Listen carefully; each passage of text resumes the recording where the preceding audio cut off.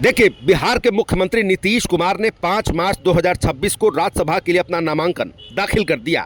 साथ ही यह तय हो गया कि अब नीतीश कुमार बिहार की राजनीति को अलविदा कह देश की राजनीति करेंगे। उन्होंने अपने पद से इस्तीफा नहीं दिया है, लेकिन तय है कि किसी भी वक्त सीएम पद छोड़ सकते हैं। नीतीश कुमार पिछले करीब 20 साल से राज्य के मुख्यमंत्री रहे हैं। क्या उन्होंने अचानक राज्यसभा जाने का निर्णय ले लिया? क्या इसकी तैयारी पहले से चल रही थी? जिस पार्टी के कारण केंद्र की सत्ता स्थिर है और राज्य में जो सेकेंड लार्जेस्ट पार्टी है, उस पर कोई दबाव बना सकता है क्या? आइए इन तमाम सवालों के जवाब को समझते हैं क्रमवार ढंग से। देखिए, जैसा अचानक सब होता हुआ दिख रहा है, ऐसा है नहीं। इसकी प्लानिंग मुख्यमंत्री नीतीश के शपथ ग्रहण समारोह के साथ ही शुरू हो गई थी। इस पर अंतिम मुहर केंद्रीय गृह मंत्री अमित शाह के 3 दिवसीय सीमांचल दौरे के दौरान लगी। आइए तमाम चीज़ों को क्रमवार तरीके से समझते हैं। देखिए, तारीख 25 फरवरी 2026 जब बिहार के सबसे आखिरी जिले किशनगंज, यहाँ देश के गृह मंत्री अमित शाह का स्पेशल प्लेन लैंड करता है। दिन में वे एसएसबी, आईबी और कई खुफिया विभाग के डीजी रैंक के अधिकारियों के साथ सीमाई इलाकों की समीक्षा करते हैं। यह उनकी आधिकारिक बैठक थी। इसके बाद देर रात एक सीक्रेट मीटिंग पार्टी के भरोसेमंद नेता और मौजूदा सरकार में मंत्री दिलीप जायसवाल के आवास पर होती है। इसमें कोई अधिकारी नहीं, केवल बिहार में पार्टी के टॉप लीडर शामिल होते हैं। मुख्य रूप से डिप्टी सीएम सम्राट चौधरी, बीजेपी के प्रदेश अध्यक्ष संजय सरावगी, मंत्री दिलीप जायसवाल, केंद्रीय मंत्री नित्यानंद राय समेत अन्य नेता शामिल होते हैं। देखिए, सूत्रों के हवाले से बताया जा रहा है कि बंगाल चुनाव और सीमाई मुद्दे की समीक्षा करने आए गृह मंत्री ने अचानक बिहार के बड़े नेताओं के साथ बैठक क्यों की थी? नीतीश कुमार को राज्यसभा भेजने के निर्णय में यह बैठक एक अहम पड़ाव माना जा रहा था। बैठक में बिहार भाजपा के नेताओं ने गृह मंत्री से कहा, सर, बिहार में अफसर चला रहे सरकार, इसमें सरकार की कमियों और परेशानियों पर डिटेल्ड चर्चा हुई थी। ऐसा माना जा रहा है कि यहाँ अमित शाह ने नीतीश के एग्जिट प्लान पर डिटेल से चर्चा की। अब देखिए, दूसरे पॉइंट में समझते हैं। दिल्ली में जेडीयू के टॉप लीडर के साथ केंद्रीय गृह मंत्री अमित शाह की मंत्रणा। देखिए, सीमांचल में बिहार बीजेपी से फीडबैक और पार्टी के निर्णय पर चर्चा के बाद अमित शाह ने जेडीयू के राष्ट्रीय कार्यकारी अध्यक्ष संजय झा और केंद्रीय मंत्री ललन सिंह के साथ एक सप्ताह में लगभग 4 राउंड की मीटिंग की। बताया जा रहा है कि इस मीटिंग में सरकार की आगे की तस्वीर के साथ साथ नीतीश कुमार को मनाने की जिम्मेदारी भी इन्हीं दोनों नेताओं को दी गई थी। इसके बाद यह सब तय हुआ। संजय झा हर बार शाह से मीटिंग के बाद सीएम हाउस पहुंचे। उन्होंने सारी जानकारी दी, फिर वापस लौट गए। सूत्रों के मुताबिक संजय झा ने इसके बाद पटना के 2 बड़े नेताओं को नीतीश कुमार को समझाने की जिम्मेदारी सौंपी। बीच बीच में ललन सिंह भी नीतीश कुमार से मिले। होली से 2 दिन पहले नीतीश ने राज्यसभा जाने पर हामी भर दी, लेकिन फिर बीच में परिवार वालों के कहने पर प्लान बदल दिया।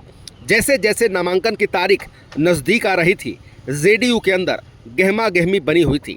मीडिया में चर्चा शुरू हुई तो बोला गया कि बुधवार की शाम 6 बजे तक सब क्लियर कर दिया जाएगा, लेकिन नीतीश के परिवार वाले सीएम पद नहीं छोड़ने पर अड़ गए। इसके बाद शाम में राज्यसभा उम्मीदवारों के नाम के ऐलान को रोक दिया गया। नामांकन से पहले वाली रात सीएम हाउस में खूब मंथन हुआ। बाद में नीतीश कुमार ने कह दिया कि हमने भाजपा से कमिटमेंट कर दिया है, इसलिए अब हम जाएंगे। गुरुवार सुबह नीतीश कुमार ने खुद एक्स पर पोस्ट कर राज्यसभा जाने का ऐलान कर दिया। अब आइए समझते हैं कि आखिर नीतीश की कुर्सी छोड़ने के 3 बड़े कारण कौन से हैं। देखिए, कारण नंबर पहला, सीएम बस चेहरा अधिकारियों की लॉबी चला रही थी सरकार। देखिए, मौजूदा समय में नीतीश कुमार भले बिहार के सीएम थे, लेकिन पूरी सरकार अधिकारियों की लॉबी चला रही थी। नीतीश कहां जाएंगे, कितनी देर रुकेंगे, किससे मिलेंगे, ये सब अधिकारी तय कर रहे थे।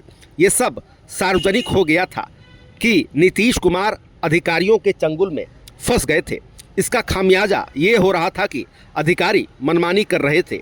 वे मंत्री और विधायक स्तर के नेता तक को भाव नहीं दे रहे थे।